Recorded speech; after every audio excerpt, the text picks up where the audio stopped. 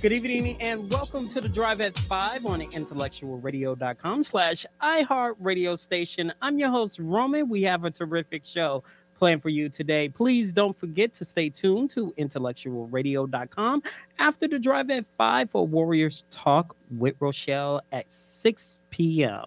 Tonight, my guest of several books. Also, he is a recipient of the 2021 Author of the Year nominee this year in Atlanta. He's now written a new book entitled Nothing Minor, based off of minor league baseball, including African-American interviews and insights, as well as the Negro League Museum. Please give a Drive at 5 welcome to Andrew Snorton. Hey, good afternoon, and thank you so much for having me on, and to your amazing audience, thank you for letting me be a part of your afternoon. Oh, you're welcome. So please give IntellectualRadio.com/iHeartRadio station your background. Okay, well, actually, a little known fact, I'm actually an Illinois native. I was actually born in Bloomington Normal, Illinois, lived there for about 3 years, and then I grew up in New Jersey. I finished high school in Monmouth County, right on the Jersey Shore, about 40 miles south of New York, about a little bit over an hour away from Philadelphia. College-wise, attended Wake Forest University up in Winston-Salem, North Carolina. Before pivoting into what I'm doing now, some of my career stops included working with the Athens-Clarke County Juvenile Court System regarding youth intervention programs. Previously taught in Gwinnett County Public Schools, which is the largest school system in the state of Georgia. Teaching language arts, social studies, journalism. I know, fancy that, journalism, and here I am doing some journalism related work. Since then, under my business umbrella, Creative Community Solutions, I'm thankful to have 3 different branches. One, education-based services, so I still do virtual and traditional tutoring, ACT, SAT prep, and a few workshops at some of the different high schools and nonprofits. On the press and media end, I'm very fortunate with a partnership with Status Network. I have my own broadcast show every second and fourth Wednesday at 7 p.m. Eastern Standard Time, The Conversation Corner, where I've been blessed to have great guests across the entertainment business community and more. So I got to make sure I look at talking to you and getting you on the calendar, and handling press and media for some different businesses. One of the businesses I have to give a shout out, 1820 Hats, which is a custom men's and women's fedora line, doing some amazing work, so make sure to check them out. Then on the writing end, as you noted earlier, since 2017, I've written 3 books, recorded 5 audiobooks, and I want to give thanks to the Black Only Awards based in Atlanta, Georgia. So I'm one of the 7 nominees for Author of the Year. I'm holding it down for Black men who are writers, because I'm the only man that's nominated. I don't know if that's good or bad. I'm just gonna say the facts are I'm a nominee. So and you know this. Anytime you get recognition from your peers, but maybe there's a lot of Black writers that's out there. Maybe they never heard of it. You know, point well taken. But I'm gonna say this: anytime your peers acknowledge what you do, like, you know what you're doing, what you do because you're passionate about it, you know, it's your calling, you're, you know, all those types of things. But whenever people take time to pull you aside and be like, hey, we see what you're doing, we see that you're making an impact, and I'm sure you can relate because of the, you know, the great work that you're doing. Even a few weeks ago with the Rockford Authors Circle event from a few weeks ago, you know, anytime people recognize you for your work ethic, your work product, your dedication to your craft, you are extremely grateful. And, you know, we feed off of energy. So, you know, to everybody that has, whether it's an award, to a pat on the back, to a purchase, to a like or a share or whatever, those little things add up. So I'm grateful, seriously. So tell us about your book, Nothing Minor. Tell us a little bit about it. Oh, wow. Nothing Minor really started back in 2019. I was very fortunate to do coverage of minor league baseball. So I was mainly in North Carolina, South Carolina, Georgia, Alabama, Tennessee, Mississippi. So during an 8-week stretch, I covered 7 games. And part of the reason why is a lot of people, first off, a lot of people sleep on baseball. Let's just be honest. Yeah, it's a national pastime. Be honest. A lot of people sleep on the game, but then people sleep on minor leagues where all the development takes place. So even like for people who follow baseball here in Chicago, like Tim Anderson, an outstanding shortstop, he didn't just show up in Chicago. He had to pay his dues at all these other levels in order to hone his skills, hone his craft. The same thing, you know, if anyone on the north side, any of those players, whether they came from another system or not, that's where they develop. And people don't realize how affordable minor league games are, how accessible they are, and things of that nature. And there's some great stories, even if a player never gets to the big leagues. Those are where a lot of your future managers get developed, your future scouts, all that type of thing. But I really wanted to take it a step further and really focus on, as best as possible, interviewing as many black players as possible. As a lot of people are aware, like starting in the 70s, the number of black players diminished. Part of it was because of the baseball academies set up in different countries. Part of it could be the relative investment in different neighborhoods, price points in regards to equipment, travel, things of that nature. But there's a story that gets overlooked a lot of times, and I wanted to see what we could do to shed light on that. So I'm very fortunate from the lens of the player interviews. It's great to interview a player like a Travis Demerit who has seen major league time, and he was actually a first-round draft pick straight out of high school. I mean, he was one of the best that came out in the 2015, either 2015 or 2016 draft. It's great to have been able to interview Travis Trammell, who at the time was a Cincinnati Reds #1 prospect. He's now with the Seattle Mariners, and he's seen time with the Seattle Mariners on the major league level, and then Tacoma, which is our AAA team. Even though he's not African-American, Braden Shoemake, who is one of the Braves' 2019 first-round draft picks, he was the first of any of the 2019 picks to make AA. I did his first interview with AA. So to be able to capture a lot of these different stories and, you know, just the work ethic that these, you know, players have. Some of the players that I interviewed at the time were like 19, 20, 21. Like, they're not, everyone isn't like a seasoned vet. Some of these people are young guys, but the insight that they have, the work ethic they have, and not only some of the nuggets, not only talking about the game, but things are applicable to life. I mean, there's some great stories and great narratives there. And I felt those, even if they don't get the larger attention, it doesn't make them less significant. What was the motivation for you to write the book? I'll tell you what, part of it was growing up and, you know, always watching the game with my dad and what have you, and playing it as a kid.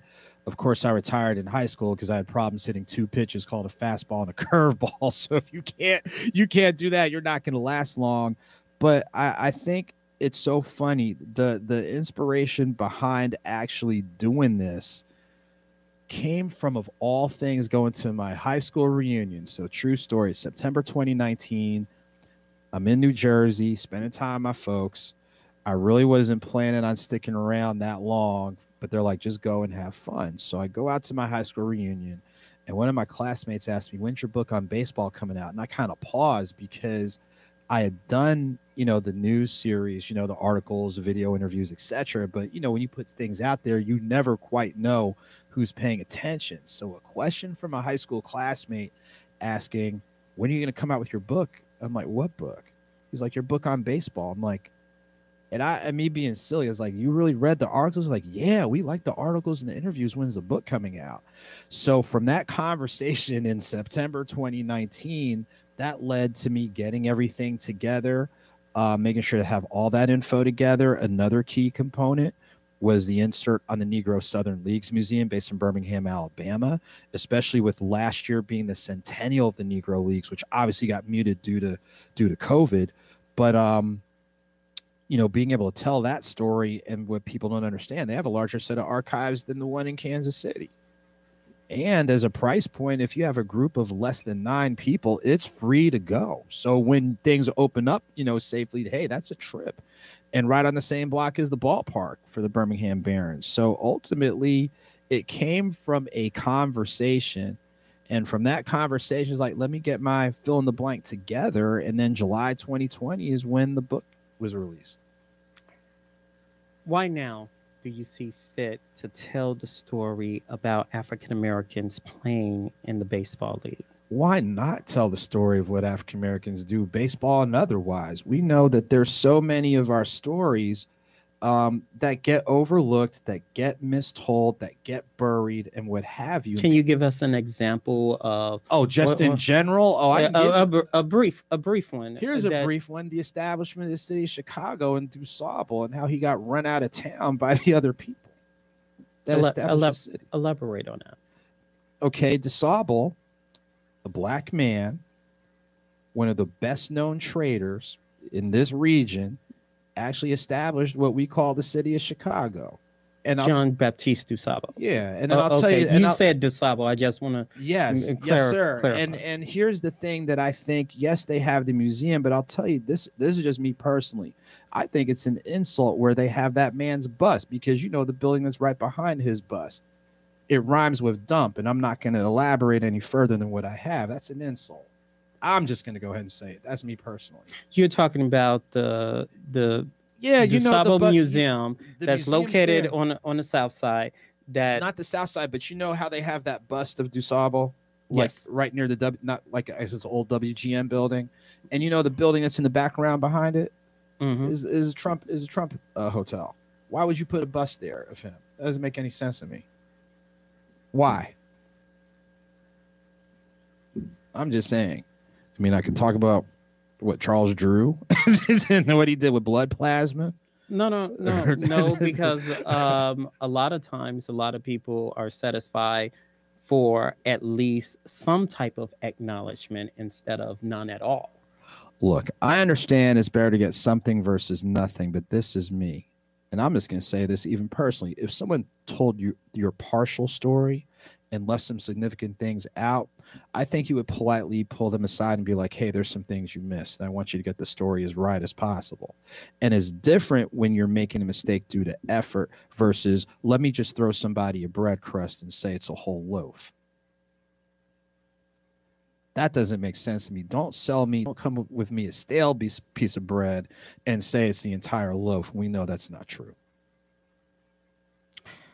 In baseball, there is a low number of African Americans playing in the league. However, a large number of Islanders, Hispanics, whites are playing in the league. At one point, there was a big number of African Americans playing the game of baseball. In Europe, happened. That's a great question of what happened. I remember, and I don't know to the extent what they have right now. I remember the RBI program. It was rebuilding baseball in the inner cities. And to me, that could have been a great way to provide, those programs to help, address, let's say, costs in regards to equipment or fields or things along those lines. I don't know to what extent it's being invested in, because like I was saying earlier, a lot of investment went to establishing the baseball academies out in the Dominican or Spanish speaking countries. They also knew that when it came to signing bonuses, that because those players had no point of reference, they could sign them for lower dollar amounts. And if you fast forward to Major League Baseball, you see that same type of thing happening, heck, with the Atlanta Braves, with Ronald Acuna, who's probably one of the top 15, 20 players in the game. And he signed a long-term deal for security, but that man is worth more than $5-6 million a year when you got Bryce Harper making 30. So they knew financially they could benefit from going to these areas and basically paying below market versus taking the time to invest in the homegrown talent that's already here. So, I mean, to me, Major League Baseball and the owners just did that because it was a cost benefit to them. If I can pay somebody a fraction of the cost of what it would pay to sign a black player, I'm just going to go ahead and put it out there and tell me where's the lie, because the percentages show that there's no lies told. If, let's say, I don't know, if I sign somebody as a free agent here and it's, let's say, 50 grand, but I can get the same talented player in another country for like 5 or 6, where do you think I'm going to go? I'm signing 8, 9, 10 of them and get the same for, I'm going to get more bang for my buck. And so what happens if people get manipulated, and you've heard stories about that, the Fernando Tatis situation and a couple others, it's like they know, for lack of a term, they know they can run game. So there's no, money-wise, there's no benefit for them to invest. But that's where you have to, fight and advocate and realize, when you think about big picture of the history of baseball, you think about the significance of Jackie Robinson. Heck, you think about the significance of Curt Flood and his sacrifice, where he gave up his career. And as a byproduct, with all the lawsuits, that's how free agency got started. And the model. Can you elaborate on that? Yeah, so Curt Flood, and shouts to his daughter, Shelley Flood, who I had as a guest. on my show. And they're African American. Yes, they're Okay. African American. They are. I'm medium complexion, and they're yes, they're beyond my complexion. So Curt Flood was a very prominent player, arguably one of the top outfielders of his era in the late '60s, and what have you. He started off with the Cincinnati Reds, went to the St. Louis Cardinals, and at the time, baseball players didn't have any control over where they could go. Like a team could get rid of them at any moment. So the Cardinals ended up trading with the Philadelphia Phillies, and Flood refused to report because he felt he had put in his time. He had a right to say where he could go. So what happened is during the prime of his career is when he basically battled Major League Baseball. So to make a long story short, even though Marvin Miller gets the credit as the attorney, Miller had to represent somebody in order to even have a case, and that person he represented is Curt Flood. And because of Flood's sacrifice to advocate for players' rights, the model for free agency in baseball as we know it, that's where it started, and then it's evolved, to having veto rights, no trade clauses, things of that nature. But guess what? Other sports looked at that model in order to make, adjustments to their free agency because they didn't want the same nonsense happening in baseball with getting sued. So for any player in professional baseball, when you see these contracts being signed, and you can make an argument for other sports, if it wasn't for the advocacy and sacrifice of Curt Flood, the free agency model as we see it might be a whole lot different. And it would be a whole lot less lucrative. Why do you think the baseball league totally shut off the African American community in order to produce new players for the league? I think first thing is look at the leadership structure. And if the leadership structure is lopsided and everybody can read between the lines, if it's lopsided, you're going to have lopsided results. You're talking about the managers. I'm talking about your ownership. I'm talking about your general managers. I'm talking about your player scouts, your player development.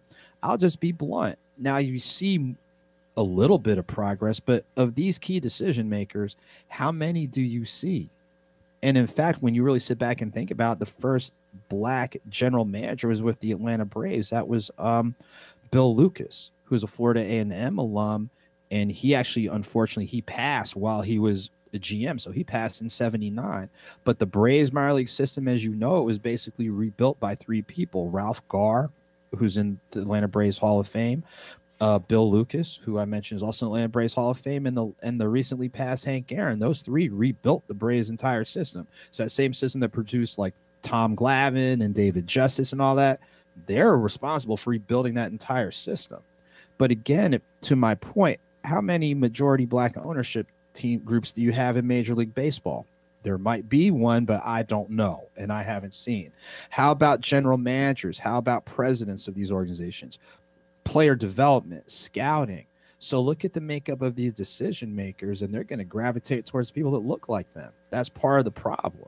Another thing is who's advocating, and you can speak to that theme beyond baseball, who's advocating to be like, hey, there are quality players here. Hey, there's quality people here that need to be elevated in these decision-making positions. That's part of it. And then it comes back to, like I said, that cost-benefit analysis where it's cheaper to sign somebody from overseas basically than it is, to sign people here.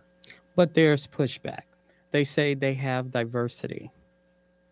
They say they have diversity programs. So you're saying, where's the diversity? So I'm asking you, right? They have these programs in place now. So where is it?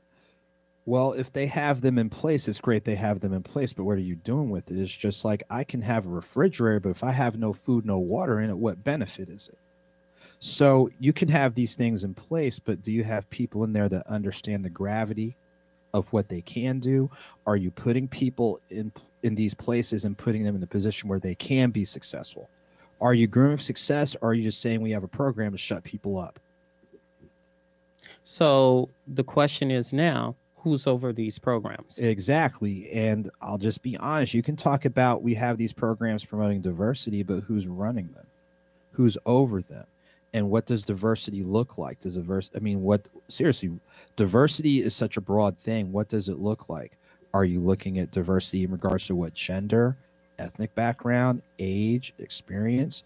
Are you having these programs to cultivate your or groom your next set of leadership and what have you? Those are just questions I'm putting out there. You can say you have a program, or here's a better example. You can say you have a car. You might have a car, but you put no gas in it, it's not going to run. And so Major League Baseball, you can say you have a program, but if you're not feeding it or fueling it, what good is it? A little pushback.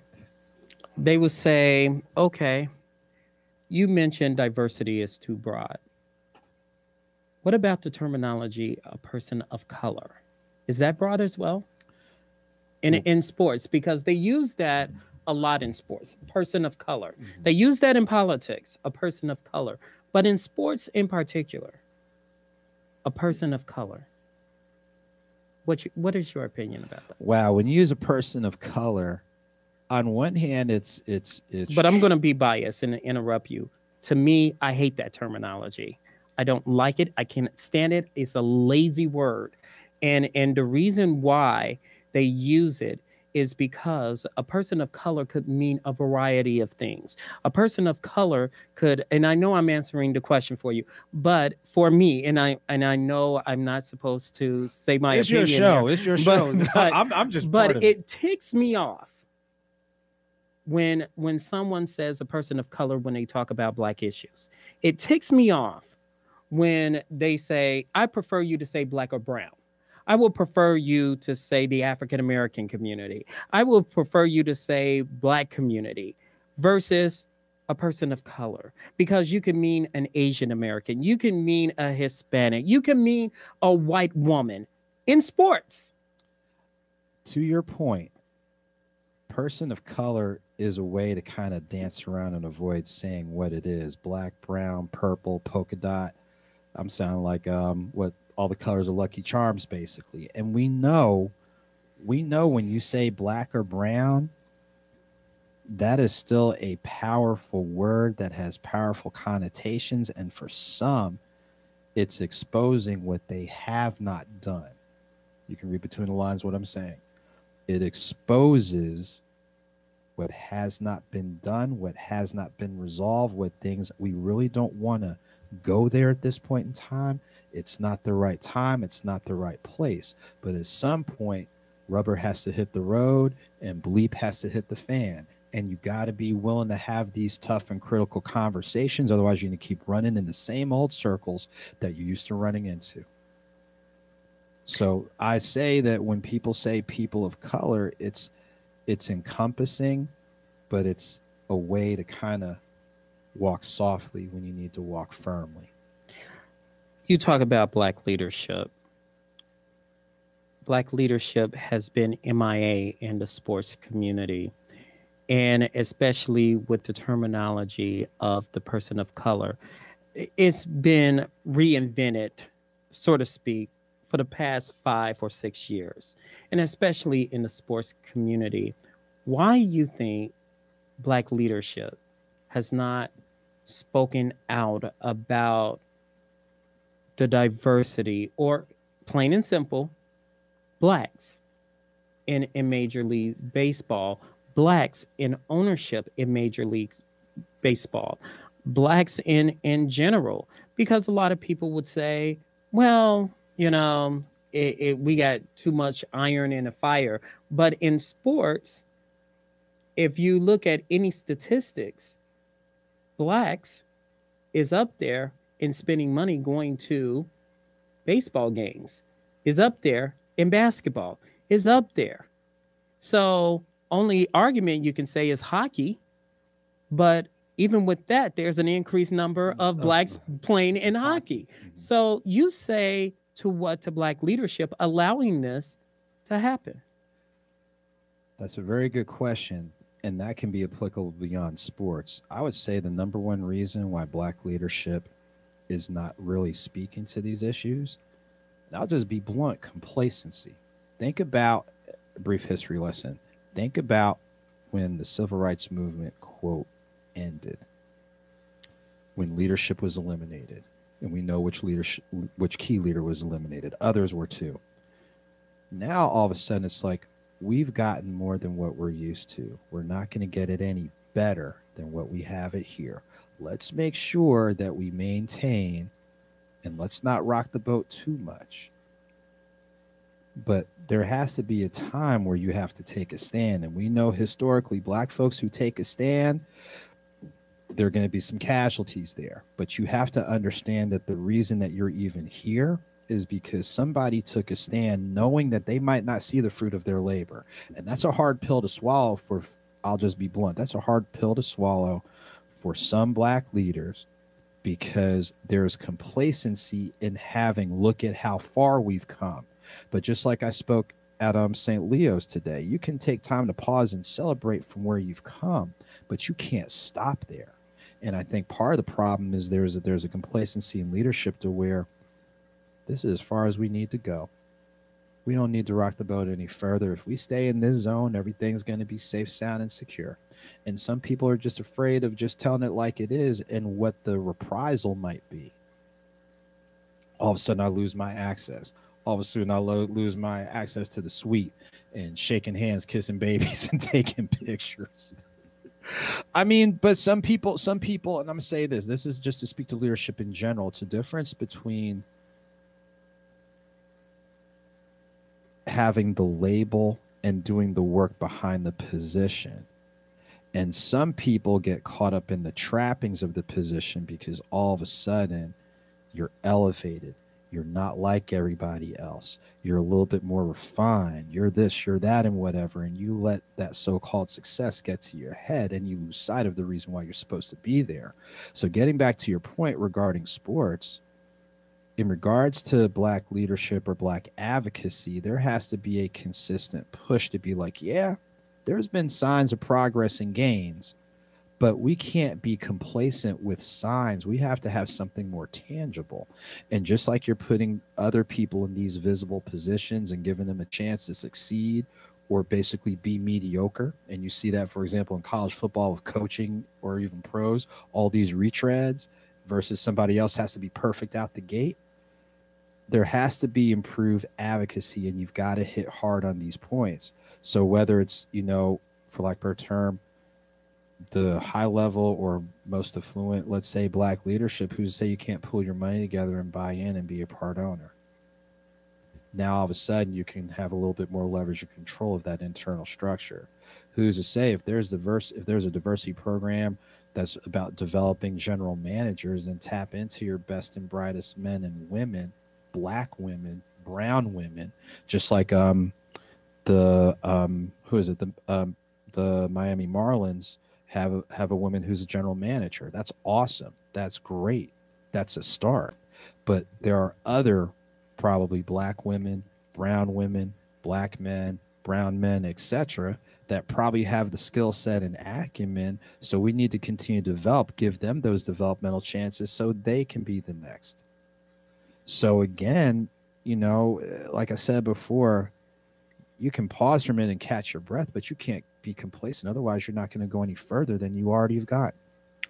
You mentioned earlier, I asked a question about the investment of Islanders, Hispanics, and whites playing in a major league. You said basically it's a money issue. I'm going to flip it.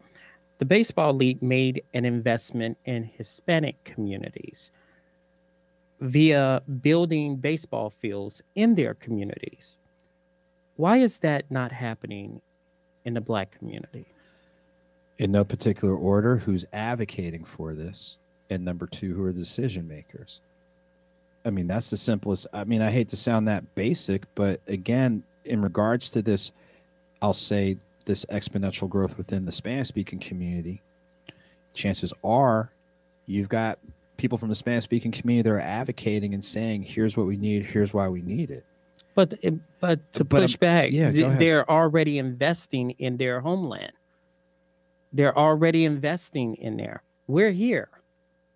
So it's kind of like, okay, you're building a new one in Humboldt Park, but why not on the south side? Why not on the west side?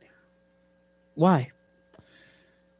It can be, like I said before, it can be who's advocating, who's making the decisions. And then another thing is this, and you just made a good point.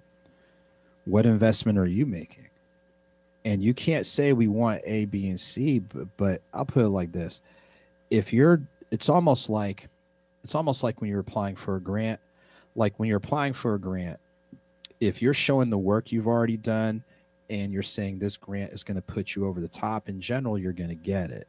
But if you come and you haven't done anything, I'm sorry. If you're Black, it's hard to get a grant. I know several people that applied for grants, and I'm just not trying to, right. but it's kind of like, okay, we're in a situation, especially when it comes to sports. I'm going to flip it. Basketball. Numbers is up the charts when it comes to African Americans. Numbers are up there when it comes to, purchasing tickets, concession stands. We're there. However, where's the new development of basketball courts? You're saying, like you said, with leadership, we're going to stop it right here. But what about owners? I'm seeing, and maybe I'm wrong, and I know I'm going to get in trouble for this. I see the Beckys running it. I see the Toms running it. I'm seeing them as PR people. I'm seeing them as making the direction and telling players where to spend their money. You say? What would I say to that? That still pivots back to my point that, look, anywhere you are, you have some sphere of influence. You do. You have a platform. You have to utilize it accordingly. And so, speaking to your point regarding the basketball court situation, I can speak to what's going on in Atlanta, because like the Atlanta Hawks, with what they're doing, they're putting courts in the Black community. But you know who's part of their ownership group? Grant Hill. Grant Hill is using his platform to be like, we need to put things here. So that still ties in with my argument. Who's in these positions of leadership? Who's advocating? What level of investment are you already doing? And how are you going to leverage all of that? So another thing to your point, like you said, whether it's ownership, whether it's their agents who are telling them you need to do this because this is safer, you'll be more insulated versus really utilizing your platform and be like, hey, if this is, quote, a resource and you think that there are resources lacking in a certain area and you have the ability to speak to it and draw constructive attention and be what type of action, and you choose not to do it because you're more focused on, like I said before, the criticism of leadership. Let's just operate in this lane. Every once in a while, if it's painfully obvious, we'll shift lanes, but we're going to operate in this lane. It's going to be safe. Versus if you're really that passionate and purposeful, you're going to speak to the issue and use your platform accordingly. Hank Aaron and others provided an outlet for other generations of African Americans to play the game of baseball. However, a generation of African Americans shows no type of interest in playing the game of baseball. What are your thoughts? Is that true or is it false? I'm going to say it's true, and I'm going to tell you why it's true. First thing is a key reason why people don't have an interest. What are we doing to share the narrative and share the story? Who's out there sharing the narrative and share the story? Even today, here's a good analogy. Today, when I spoke at St. Leo, and shouts to Principal Rawls, shouts to the head baseball coach, shouts to all the students. But one student asked me a question, why are you here?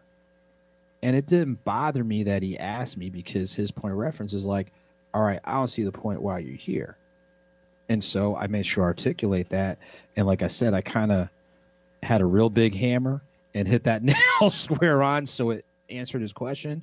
But I think I don't have a problem with him asking that, because we make the assumption that because we show up, you automatically need to know. But if we're not consistent with sharing that story or sharing that narrative, there's no way you're going to generate interest or inquiry. So going to your point, what people are out there consistently sharing, let's say from the story of Hank Aaron to let's think about the most going back a few years ago to the late Chadwick Boseman with 42. For most people, that was their first time even hearing about the Jackie Robinson story. And as a side note, one of the things they left out, which is part of in the Negro Southern Leagues Museum in Birmingham, is Jackie Robinson's first pro tryout was with the Boston Red Sox. And the Red Sox never called him back after he tried out. They didn't talk about that in the movie. But that's, I'm just saying, in regards, don't get me wrong, 42 is a great film. There's some facts that they left out. But the key thing is this: who is out there consistently sharing these narratives? Because we walk in and say a name and we assume that you're going to know. You can't assume anything. You have to be consistent with sharing the story, sharing the narrative. And here's a good everyday analogy. I'm sure you've heard of Coca-Cola, Nike. How they become household names? They were consistent in sharing that narrative, whatever investment, whatever advertising dollars, whatever buy one, get one free sales or whatever, they were consistent in sharing that story. So now you just recognize it. But how consistent are we through the lens of baseball of sharing a story of Jackie Robinson or Larry Doby, who was a second player and he was in the American League, or Frank Robinson, who is the MVP in both leagues, first black manager, Larry Doby being the second black manager, or Roy Campanella, a Satchel Paige. I can go on and on. Willie Mays played in the Negro Leagues before being in the Major League Baseball. Hank Aaron played in the Major Leagues before being in Major League Baseball. So how many of us and how consistent are we in sharing the narrative? We're not consistent if we're not consistent in sharing it, how are we going to expect people to legitimately know? Could it be because of the racist past that Major League Baseball and the minor leagues might be racist towards? Might be racist. Might be. I think part of, but here's the thing. That could be partially true, but to do a modern, a contemporary parallel, think about, I'll just be blunt, think about all the black folks that are fans of Duke. Look and see when they actually had the first black student. Think about people who are fans of Florida State, and their first black student wasn't until the early 70s. So, yeah, think about people talking about Roll Tide and all that. Yeah, I said it. I know I'm probably going to upset a couple of alums at University of Alabama, but no. But you have black folks that, quote, have reconciled and root for folks that have, teams and what schools and whatever have a racist past. So, yeah, that's a partial truth that, yeah, racism's part of it. Partially, look who are the storytellers within. I'll just be honest. Look at the people who cover minor league baseball. I'm not even getting to sports. Let's just look at minor league baseball. When I covered minor league ball, I never saw anybody who looked like me in the press box as a beat reporter or covering.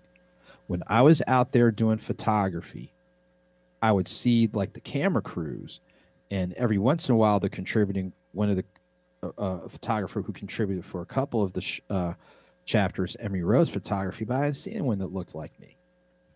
So if nobody, you can go ahead and read between the lines on that in regards to narratives they spew. I'll give you another parallel example, college football. And I have media credentials to cover one of the ACC teams. Did it in 2019, doing it this year. The first time I saw anyone that looked like me doing post-game interviews in 2019 was the next to last home game of the season. One of my colleagues, shouts to David Grubb with what he's doing hard in the paint sports. He covers LSU football. He'll tell you stories of how many people look like him. This is a sport with a high percentage of black players. So when you have, and it's not being mean, but numbers don't lie. If 85, I'm being conservative, probably 8 out of 10, 9 out of 10 people who are telling these narratives do not look like a certain audience, unless they really have an interest and want to know, they're not going to report it. And if they do report it, the same player that they say is passionate about the game, he's a leader, but let somebody else who looks different exhibit those same tendencies, now all of a sudden they're a headache. they're a Malays, they're a bad apple, even though they're doing the exact same thing that somebody else was doing. So you can read between the lines and see where I'm going with all this. You mentioned college, and I'm glad you brought that up. Tell us how white baseball players are taking advantage of black HBCUs, black or college coaching at HBCU. I'm gonna go ahead and pull one of yours. This one right here is thorough. Okay, so what? No, I'm serious, because when you've been flipping questions, I'm sitting here like, Lord have mercy. But you're good at what you're good at what you do. But no, I'll speak to that. Okay, yeah, I'll speak to that. So my reference is white baseball players are taking advantage of black college sports scholarships, and it makes it less available for actual African Americans, black players at historically black colleges and universities. What is your thought? Gosh, on one hand, they're taking advantage of the system, and here's what I'm saying by that. Someone who's not black going to an HBCU, hey, technically you're a minority. Let's just go ahead and be blunt. And for lack of a better term, these players know if here's a great analogy. I might want to play college baseball at a school in Tallahassee. If I'm a white player, I might be redshirted. I'll probably be low on the depth chart, and I might not get my shine until maybe my senior year, and I might only have a year or two of eligibility. I go to an HBCU in that very same city. I can probably start as a freshman. I'm going to get the at-bats, the innings pitched, whatever, to build up my skill sets and talents. And potentially, if I stay those 4 years, I probably land a better chance of getting drafted because I've had the time to develop on the college level. So on one hand, it's just taking advantage of the opportunities that are there. If one person doesn't want to take advantage of it, then the other person will. But to your point, there could be a solid black player who doesn't get that opportunity because someone else got it. So it's and why historically black colleges and universities are not saying anything about it, or try to lure some of the possible, why won't they go seek out the hidden talent? Part of it might be, look at the budgets that are allocated for baseball. The budget but they have significant fundraisers. Who has significant fundraisers? Historically black colleges and universities. You can look at the numbers. They have increased over the years, and especially with the black with HBCU baseball?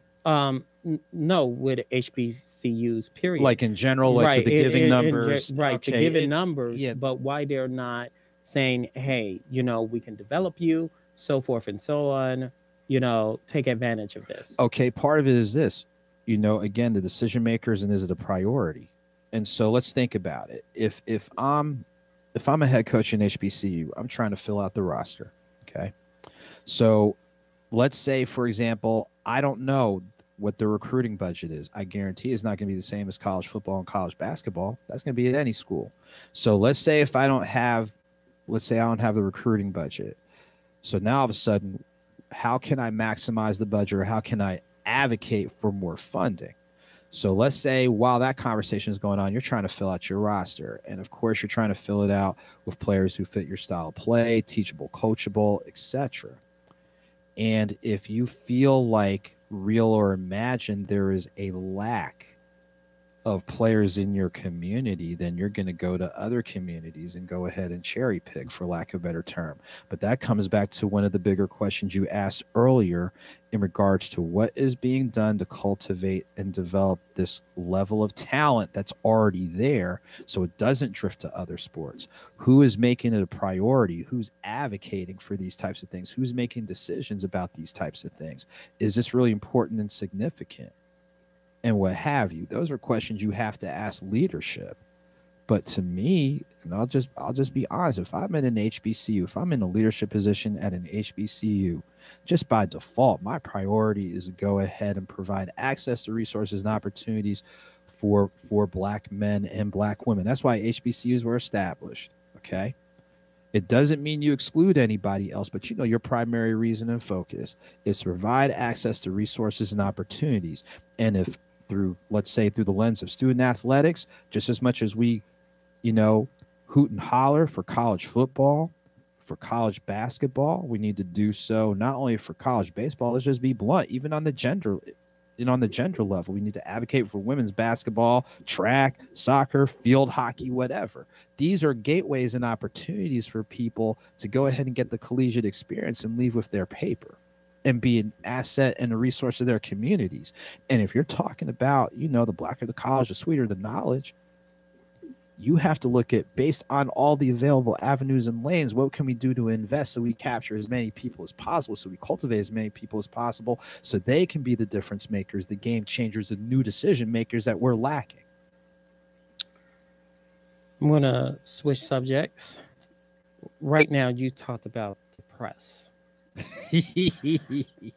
And what I did I laughed. I'm just laughing. I'm a silly person by nature. So okay. When you said, but I like how you said, you're like, now we're going to talk about the press. I'm like, this is going to be fun. Let's go ahead. The Chicago White Sox have a new African-American player by the name of Tim Anderson. At first, he was ignored by the media. Since the White Sox are in the playoffs, his style of play is inspiring other African Americans to the sport. But tell us about the lack of someone going up in a microphone, what you think about this game. They totally ignored him.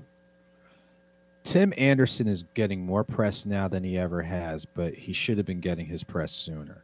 I'm just going to go ahead and say it. Now, I'll say when I was in Birmingham and when I covered the Birmingham Barons, I will give those media folks credit. They're like, when Tim Anderson was here, that's when he really started figuring it out and blowing up.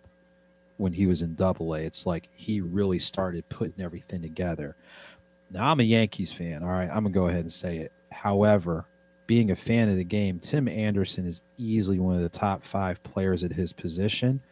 And you can make an argument, at least for his team, he's the most valuable player. He's the straw that stirs the drink on that team. No knock on Abreu, no knock on some of the other players, but Tim Anderson, that is the man that runs that team. And think about it. He was a batting champion 2 seasons ago, 2019 American League batting champion. He's going to be in the mix for a Gold Glove as being one of the top fielders. But that man should have been getting a lot more press, not only from the Chicago media, but from the national media.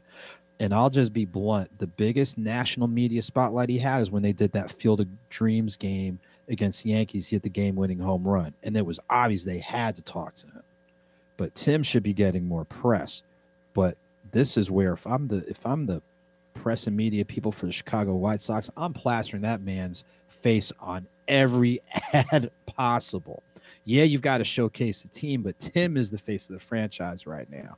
If I'm Baseball Tonight, if I'm Major League Baseball Network, if I'm the Tribune, if I'm the Sun Times, if I'm the Defender, if I'm the Chicago Magazine, if I'm Windy City Live, if I'm WGN, you should be blowing up this man each and every day. Why not? Why are they not doing that? Why are they not doing it?